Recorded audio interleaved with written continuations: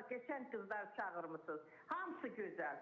Siz de ya, hamısı çok güzel səsli. Bir dənə mənim iradım var. Niye qara giyinirlər bunlar? Arıq göstərmək üçün. Bunları bildiği qədər çəksin. Deyim niyə? Bunlar niyə qara giyinirlər? Ulan içində məndə arıq göstərmək üçün. Qurban olum. Əvvəl deyirəm, analarımız, xalalarımız kök idilər. Şövkət Ərəkbərov, rəhmətli. Kök idi. Necə ki sevilirdi. Sara xanım Qədimova. Amma indi bu arıqlamaq evimizi yıxıb bizim. Amma mən sizə olar bir söz deyim. Bəli. Mənə deyirlər ki, siz dalandar işləyirsiniz. Bəli. Siz dalandar işləyirsiniz? Yox, mən evdə təqaüd alıram, 66 yaşım var evdəyəm. Siz işləmirsiniz? Xeyr, xəstəyəm biraz da. Ay, qurban olar. Nə işləmişsiniz bundan öncə bəs?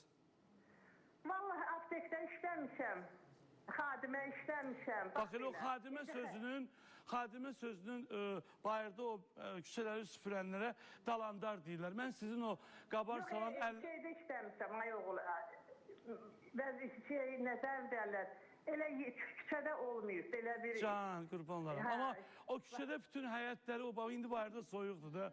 Onlar saat 5-də dururlar, gedib küçələri süpürürlər. Onların o qabarlı əllərindən öpürəm. Bax, bu da onların əziyyətli çörəkləri. Bilirsiniz, anam, xadiməçi işləmək ayıb deyil. Ayıb ev yıxmaqdır, nəsə eləmək ayıb. Ayıb xadiməçi işləmək deyil, valla. Yox, niyə ki? Özüm valla meslekçilərimi qutarmışam. Uşaqlarım körpəyidir, gətirə bilmirdim. Ona görə səhər gedirdim. Saat 3-də, 4-də çıxıb gəlirdim. Belə sənə qurban olum. Sizə qurban olaram. Allah sizi var eləsin. Allah sizi hər zaman var eləsin. Aycan. Siz də dəyişin. Nə olar? Siz də gözəl-gözəl renklər deyin. Bugün giyinməyim, sabah söz verirəm, giyinərəm sizə görə. O qızlar da, geçəngilər hamısı. Niyə belə... Qızlar bir də qara giyinməyin. Baş üstə, nəzər alarıq.